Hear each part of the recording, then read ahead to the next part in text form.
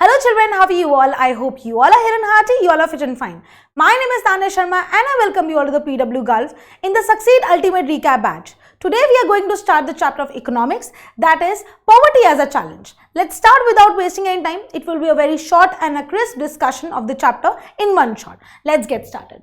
Okay, so by the name of the poverty, we have a very bad again mood. We talk about poverty, we talk about poor people, we talk about people who do not have a lot of money. So yes, now how this poverty in India has to be taken as a challenge, let's see. So in a daily life, we talk about a lot of people. Okay, we come across a lot of people. Specifically, if you come to a chance, you will be given to come to India, you will find a lot of people and you come across a lot of categories of people who will be categorized as poor people. Now, who are these people? Are these just one community of a person, like one group of people? No, they are different people, like landless laborers, invalids, right? Then we have people living in jhogis. Jhogis are basically small constructed houses which can be destructed also by wind and by natural air. Daily wage workers and construction sites, child laborers in dhabas, rickshaw pullers, domestic servants, then beggars and cobblers and servants. So basically all these people cannot be termed as rich people. Okay, they are termed as poor people because of their situation, because of their hopelessness, because of their strata, right, because of their status. So poverty, now what do we mean by poverty? Poverty usually actually sees or actually calculates the level of income. Okay, so their income and their consumption level, what are they earning and what are they consuming? Okay, what are they earning and what are they consuming? These levels of consumption and income are used to define poverty. In India, poverty has been defined as a situation. So it's more of a situation in which person fails to earn sufficient level of income, okay, and to buy him bare means of subsistence, that because obviously the income will be such less, okay, so that person will not be able to afford a very good lifestyle, what we consider as just a bare minimum, not a good lifestyle but just a bare minimum. For bare minimum, what we consider like good clothes, shoes, right, basic, just basic for us. So those people are not accommodating themselves with this particular good lifestyle. Then global poverty scenario. So one is when we talk about India's particularly scenario, and one is globally, which is like when we talk about entire world or the countries, different countries. There has been substantial decline in global poverty. Okay, so there is substantial decline in global poverty if we talk about globally and around the world. So this poverty has been declined, and similar we have seen in India also it is declining, because this is the chapter which is like of the old years.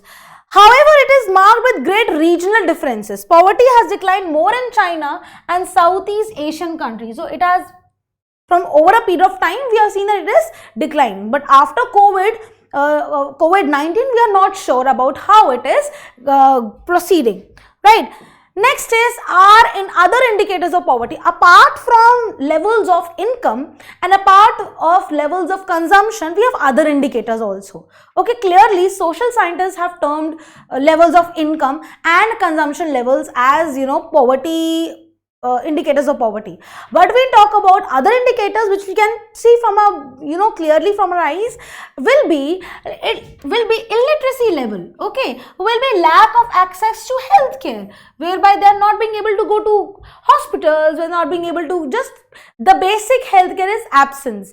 Okay, lack of job opportunities, lack of access. Now everything is lacking here. Safe drinking water is not, sanitation facility, which is a basic necessity for any human being, that is called as bare minimum. So they are not being able to fulfill their bare minimum for their life, for their individual, for themselves. So that is why these are the other indicators which are by which we calculate poverty. Okay.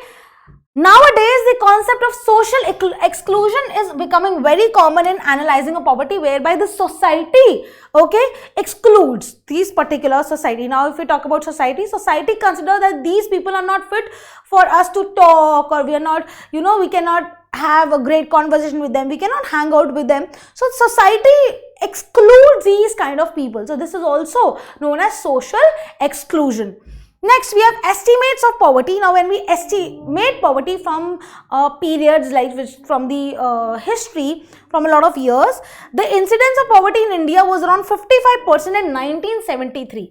So, in 1973, it was 55%, but it has declined in India. Okay, now it is 36% in 1993. Further, it has declined in 26 to 2000. But now, because of the COVID-19, which happened in 2019, we are not sure whether it has declined or whether it has, inclined. We do not know that. So, social groups which are most vulnerable to poverty are scheduled caste and scheduled tribe household. So, it is seen that most vulnerable, by vulnerable we mean that weaker sections. So, it is said that scheduled caste and scheduled tribes. Now, these are the two categories which can be more poor, because now society has excluded them. So, this is how society or entire social scenario views poverty. Also, inequality of income within family. So, within family, okay, within family, if there are 5 members, it is like only one member which is the earning member. Okay, and the other 4 are not earning members. So, hereby now it is said that because the family, they have to, obviously everyone will have food, clothes and everything, but there is only one member who is earning. So, again it is a very pressure, it is a great pressure on that one person to sustain the families of, sustain the other 4 members. Again, this creates, a lot of pressure, and this creates a lot of poverty, whereby it will not lead to a growth, right? It will not lead to a growth in their economic structure. It will lead to a decline. So, in poor families, old people, women, female children are denied equal rights to family available resources. They are known as poorest of the poor. Now, the question will come, for example, who are considered as poorest of the poor? Hereby you will write women and children. Okay, hereby you will write women and children. Interstate disparities. Now, interstate disparities, as I told you, India is a vast country. Okay, India has a lot of diverse, India is a diverse nation, big nation. Okay, big country. And inside India, we have a lot of regions, we have a lot of states. So, there is interstate disparity, which means different states have different, levels of, we can say, poverty estimates or their scenarios. So, the proportion of poor people is not same in every state, they are different. So, in 20 states and union territories, the poverty ratio less than national average, we will see Orissa and Bihar are the poorest states. Okay, they are considered as the poorest states, that is Orissa and Bihar. These are 2 states in India. Then with poverty ratios, that is 47% and 43%. Okay, respectively. Now, lowest incidence of poverty is also found in Jammu and Kashmir, with poverty ratio is just 3.5%. Again, hereby poverty is less. Poverty is less. Okay, poverty is not more. When we talk about here, there is poverty more poverty. Okay, when we talk about Jammu and Kashmir, we will not find any, sorry, I'll take different color. Okay, when we talk about Jammu and Kashmir, poverty will be less. Okay, less. Okay, all right. Now, causes of poverty. Now, it is seen that what we have done, basically, what are the indicators? Now, what do we mean by causes? How actually, in the society, this particular type of poverty came? How it came actually? Okay, so it is seen that because from past historical, if we talk about instances, from past historical instances, it is seen that because there was rapid growth of population. Okay, there was rapid growth of population, and because of rapid growth of population, what happened? The poor is considered major cause of, particularly among the poor, considered as a major cause of Indian poverty, because again, economy was not rising, but population was rising.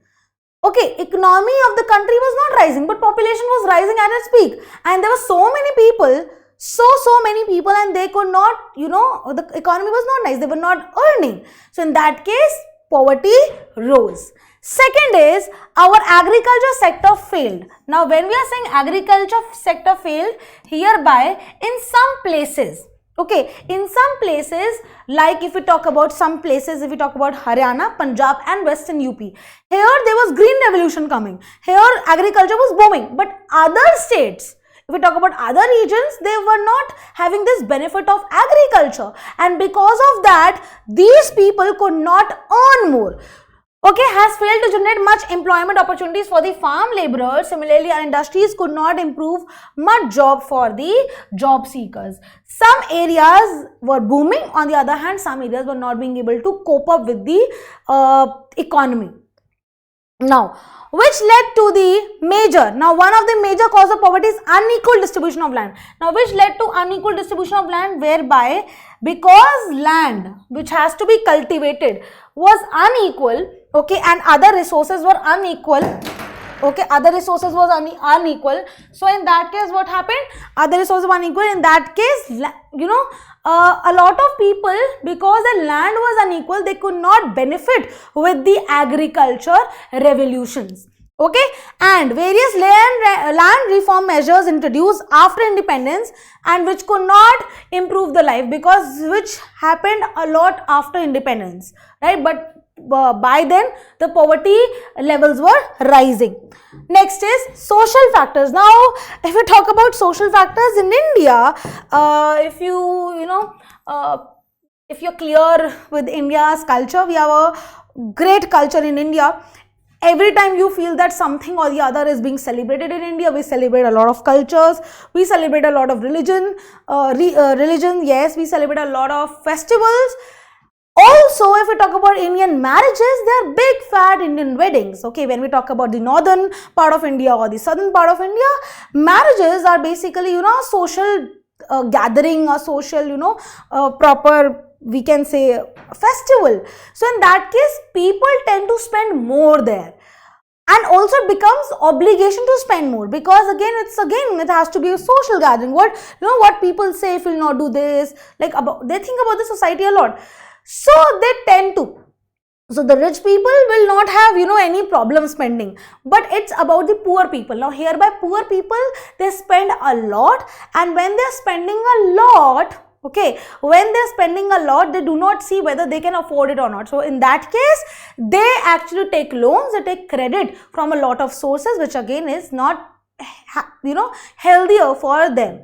So hereby, people in India, including very poor, spend a lot of money on social occasions like marriages, festival, etc. So poor people hardly have any savings. When we talk about rich people, they do not have any problem spending this, because again they can afford it. But when we talk about poor people, they tend to spend a lot, and they tend to spend a lot by not because of their savings, but because they take loan, because they take a credit from other sectors, and then they borrow. And when they are borrowing, they are actually forced to borrow because of the social obligation, and when they are unable to pay, they become the victims of the indebtedness, whereby the debt increases a lot. Okay, joint family system has prevented people from doing hard work, and people are actually not doing hard work, because in a joint family setup, if there are 10 people living, for example, so only 3-4 members are earning, and they do not have any problem with that, which is again a very bad thing for the economy, as everyone, it is said that in a family should be an earning member, right?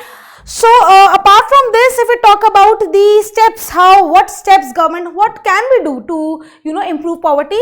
It is the part on the government. It is the government who should take stand for the people, should take stand for the citizens, so that they can actually earn well, they can actually come out of the levels of the poverty.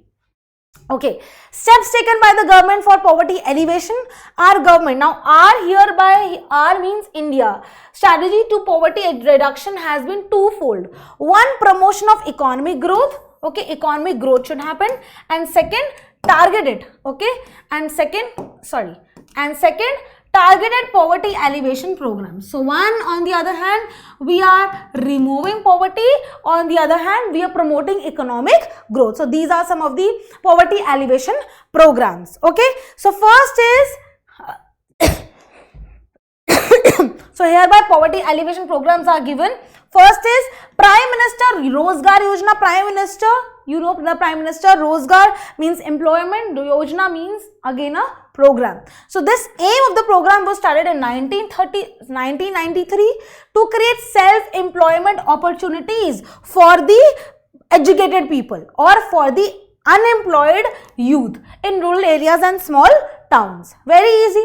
Okay. Next is Rural Employment Generation Program, REGP. The year is 1995, to create self-employment opportunities in rural areas. Okay, that was not urban areas, that was for educated unemployed youth. Now this is for the rural areas. Now second was Swaran Jayanti, Gram Savarozgar Yojana. Swaran Jayanti again for the people, for everyone, and basically Gram means village.